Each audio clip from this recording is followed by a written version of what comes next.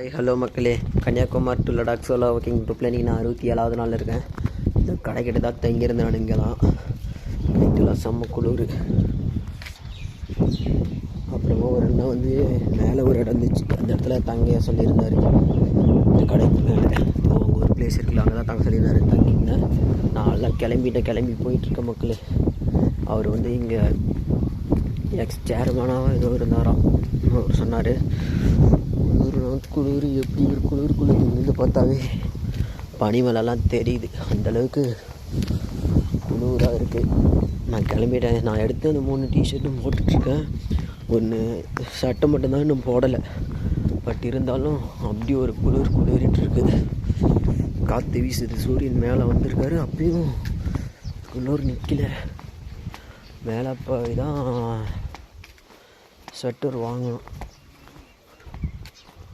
பாருங்க, காலையிலேயே சூரியன் இப்போ தான் மேலே வந்திருக்கு.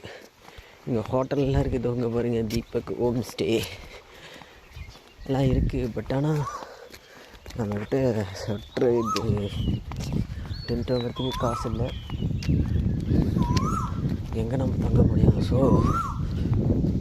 கீழே படுத்துக்கிறேன்னு சொன்னேன். வெளியே ஒரு மேலே தங்கிட்டு இருந்தார் இந்த இடத்துல. भैया गोइंग, थैंक यू भैया.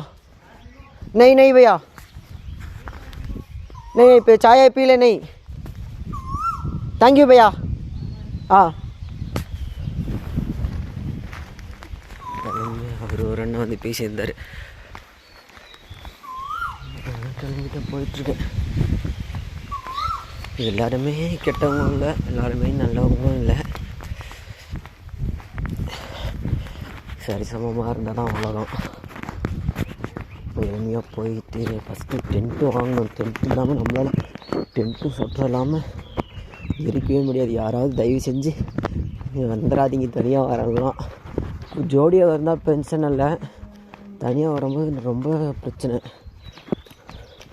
ஒரு சில நேரத்தில் தனியாக வர்றது பெட்டராக இருக்கும்னு தோணும். ஒரு சில நேரத்தில் தனியாக ஜோடியாக வர்றது பெட்டராக இருக்குன்னு தோணும். பட் மேக்ஸிமம் ஜோடியாக 2 பேர் வரது தான் பெட்ரு. எந்த ஒரு பிரச்சனை இருந்தாலும் ஈஸியாக சால்வ் பண்ணிக்கலாம். ஒரு ஆள் சால்வ் பண்ண முடியாது.